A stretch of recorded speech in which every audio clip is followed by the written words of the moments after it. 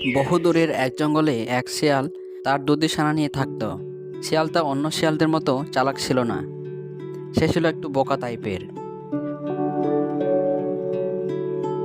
তাদের থেকে একটু দূরে ছিল একটি বাঘ। বাঘটা ছিল ভীষণ দুষ্টু আর চালাক স্বভাবের। হঠাৎ করে একদিন শিয়ালটা সেই বাঘের ওখানে চলে আসলো আর বলল, বাঘ মামা, বাঘ মামা, আমি একটা সমস্যায় পড়ে আপনার কাছে এসেছি। কি সমস্যা হয়েছে ভাগ্নে? আমি থাকতে এত সাহস তোকে বিরক্ত করে? আরে না মামা, তেমন কোনো বিষয় না। আমার জমানো সব খাবার শেষ হয়ে গিয়েছে। এখন যদি আমি শিকার করে না আনি, তাহলে আমার শত শত সানারা না খেয়ে থাকবে। সেজন্য আমাকে শিকার করতে যেতে হবে। ঠিক আছে, যাবি। এটা নিয়ে আবার কি সমস্যা? তাই আমি ভাবলাম শিকারে যাওয়ার আগে আমার ছানাগুলোকে তোমার কাছে রেখে যাই, আর শিকারের শেষে ছানাগুলোকে আমার বাড়িতে নিয়ে যাব। ঠিক আছে ভাগ্নে, এটা নিয়ে তোকে চিন্তা করতে হবে না। এতেও কাজ যদি ভাগ্নের জন্য করতে না পারি, তাহলে আমি আবার কিসের মামা হলাম আবার? এটা নিয়ে তোকে ভাববার প্রয়োজন নেই। তুই যখন শিকারে যাবি, তখন এদের দেখে রাখার দায়িত্ব আমার। মামা, তোমাকে অনেক ধন্যবাদ। তুমি আমাকে বিশাল একটা চিন্তার ফাঁদ থেকে মুক্ত করলে। ছানাগুলোকে তোমার কাছে রেখে নিশ্চিন্তে শিকারে যেতে পারবো। আমার ছানারা খুব ক্ষুধার্ত, তাড়াতাড়ি ওদের জন্য খাবার আনতে হবে। তুমি কিছুক্ষণ এদের দেখে রাখো, আমি এদের জন্য খাবার আনতে যাচ্ছি। ঠিক আছে, তাড়াহুড়া করার কোনো প্রয়োজন নেই। তুমি ধীরে সুস্থে খাবার নিয়ে আসো। আর বেলা থাকতে থাকতে তোকে তো আবার খাবার নিয়ে ফিরে আসতে হবে। হ্যাঁ মামা, তাহলে আমি শিকারের খোঁজে বেরিয়ে পড়লাম। তুমি আমার ছানাদের একটু দেখে রেখো। এই বলে শিয়াল সেখান থেকে চলে যায়। শিয়াল চলে যেতে বাঘের শিয়ালের সেনাদের মাংস খেতে ইচ্ছে হলো, আর মনে মনে বলল, আজকাল বনে শিকার ধরাতে অনেক কষ্টের। হরিণদের তো আর নাগাল পাওয়া যায় না। তৎ বাঘের মাথায় একটা বুদ্ধি এলো। আমি কতই বোকা, নিজের সামনে নাদোষ নদুষ খাবার রেখে অন্য শিকারের কথা নিয়ে চিন্তা করছে। আজকে এদের জন্য একটিকে খেয়ে নেই। শিয়াল আসলে বলবো ওর একটা ছানা হারিয়ে গেছে। যেমন বাবা তেমন কাজ। বাঘ এমনি শিয়ালের একটি ছানাকে খেয়ে নিল। কিছুক্ষণ পর শিয়াল শিকার করে বাঘের গুহার সামনে ফিরে এলো।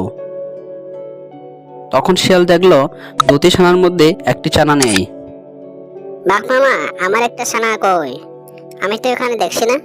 কি বলি ভাগ্নে, যখন তুই শিকার ধরতে বের হলি, তখন তো তোর একটি ছানা তোর পিছু পিছু চলে গিয়েছিল, পরে আর ফিরে আসেনি। তখন আমি ভাবলাম ছানাটা তোর কাছে আসে, তাই আমি আর খোঁজাখুঁজি করিনি। না মামা, আমার ছানা তো এখানে ছিল। এখান থেকে তো আমার সাথে যায়নি। তাহলে কি আমি তোমাকে মিথ্যা কথা বলছি? আমি তোমাকে কত ভালোবাসি।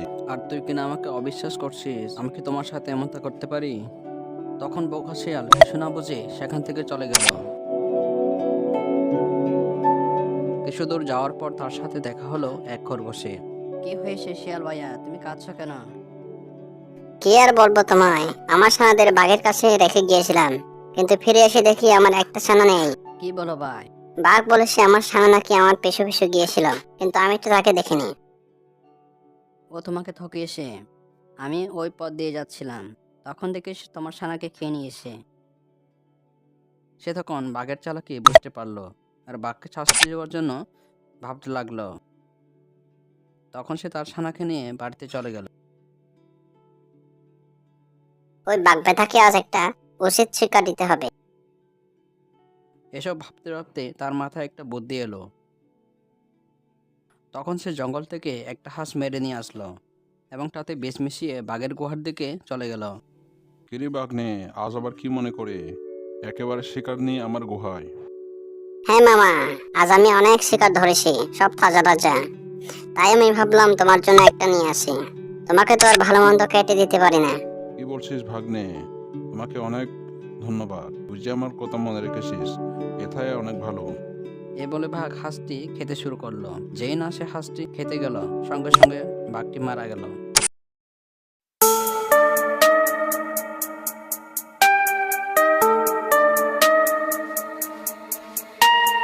ও বাবা রে, খুব ক্ষুধা লাগছে, না খেলে মরেই যাব। না না, এভাবে থাকলে হবে না, যাই খাবার খুঁজতে যাই।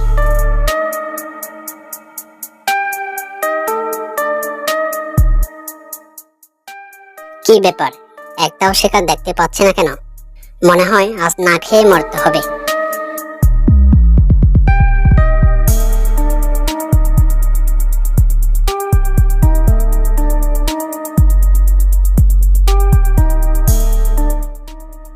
কিংকং মশাই, অনেক হয়েছে, হাঁসগুলোকে খাঁচায় ঢুকাই, সন্ধ্যা হয়ে আসছে। ঠিক আছে, চলো। ওরে বাবা, কি তাজা তাজা হাঁস! পেটের ক্ষুধা আরো বেড়ে গেল।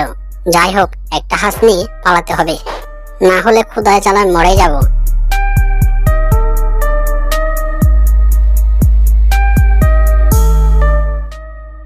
এই দুষ্টু চালাক শিয়াল, আমাদের হাঁস নিয়ে পালানো। দাঁড়াও, আজ তোর মজা দেখাচ্ছি।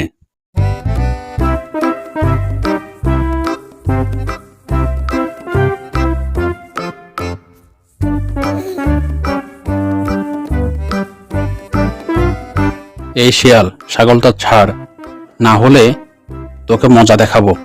মামা, কিসের মজা? হাত মজা না পা মজা? দাঁড়া বেতা পাজে শিয়াল, আর তোমার একদিন কি আমার একদিন।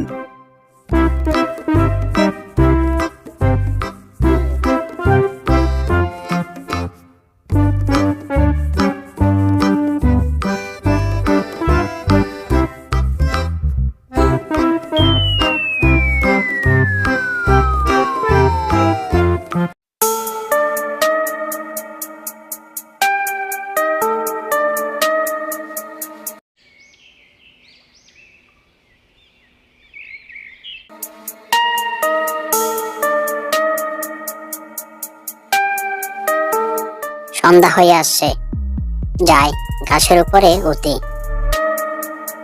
যাক, আজ বেঁচে গেলাম। আজ এই ঘাসের উপরে রাতটা কাটাবো।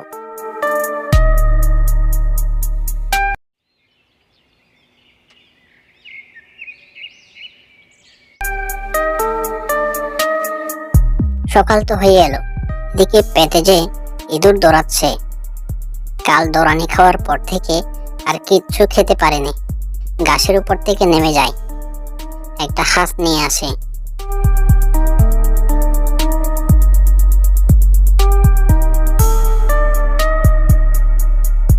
কিরে বলতু, ঘাসের উপরে বাদরের মতো বসে আছিস কেন? কাল বাঘমামা আর কিংকং এর ভয়ে ঘাসের উপরে রাত কাটিয়েছি, কাল থেকে কিচ্ছু খাইনি। আমারও একই অবস্থা, কাল থেকে কিচ্ছুই খাইনি। তাহলে চল, বাঘমামার হাঁসগুলো খেয়ে আসে।